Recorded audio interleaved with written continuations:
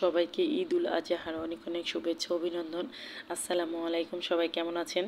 এই তো আমার ছেলে আলামিনের আব্বু সবাই রেডি হয়ে গেছে, এখন নামাজে চলে যাবে। যেহেতু 7:30টায় জামাত, এটা কুরবানি ঈদ, অনেক তাড়াতাড়ি জামাত হবে। তো ওরা কেন্দ্রীয় ঈদগাহ মাঠে নামাজ পড়তে চলে যাবে। আর বাইরে বাতাস, তারপরে অনেক গরম হচ্ছে।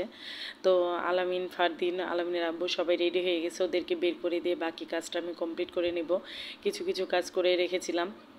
ঈদ মানেই তো খুশি, ঈদ মানেই তো আনন্দ, কিন্তু ঈদ আসলে সবার জীবনে খুশি বা আনন্দ বয়ে আনে কিনা জানি না, বলতে পারবো না। কারণ কথাটা বলার কারণ হচ্ছে এবার আমাদের আনন্দটা একটু কম, যেহেতু আলামিনের আব্বু মানে একটু সমস্যার কারণে আমাদের কুরবানি হচ্ছে না। সবাই দিচ্ছে, বাসার আলামিনের চাচা, আলামিনের বড় আব্বু সবাই কুরবানি দিচ্ছে, কিন্তু আমাদের কুরবানি বাসাতে হচ্ছে না। তার জন্য আলামিনের মনটা খুবই খারাপ। আলামিন যেহেতু বড় হয়েছে, বুঝতে শিখেছে, তার জন্য আলামিনের মনটা খুব খারাপ। আলামিনকে তো বোঝাচ্ছিলাম যে আব্বু, সবার তো সব কিছু হয় না, বা আল্লাহ সব কিছু ঠিক রাখে না। ইনশাল্লাহ আল্লাহ যদি বাঁচিয়ে রেখে সামনের বছর ইনশাল্লাহ হবে আমাদেরও। তো এই তো আলামিন বাসায় বা ছেলেরা বাসায় আছে, তাই সামান্য কিছু ঈদের বাজার বলতে 2 রকমের মিষ্টি, আর হচ্ছে আলামিন বলতেছিল যে আম্মু কিছু করার দরকার নাই, আমাকে একটু কাস্টার্ড করে দিও। তার জন্যে কিছু ফল আর আব্বু এনে দিয়েছে।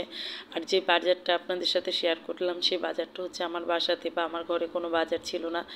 বাজার বলতে গেলে দুধের প্যাকেট, তারপরে হচ্ছে সরিষার তেল, পেস্ট, এইগুলোই ঈদের বাজার বলতে গেলে। যেহেতু আমার বাসাতে এগুলো কিছু ছিল না, তার জন্যই আলামিনের আব্বুকে বলেছিলাম যে বাজার কিছু করার দরকার নেই, আমার যেগুলো শেষ সেগুলোই শুধু এনে দিও, তাহলেই হবে। যেহেতু কুরবানি দিচ্ছি না, বাজার কিসের আনন্দ, তো আসলে কুরবানি দিয়ে তো কুরবানি নিয়ে আনন্দ।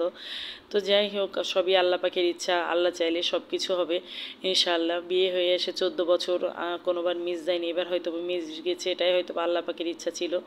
তো যাই হোক, নিরাশ হচ্ছি না, ইনশাআল্লাহ আল্লাহ যদি বাঁচিয়ে রাখে সামনের বছর আবার হবে, এটাই আল্লাহর পুরো ভরসা বা আশা আছে।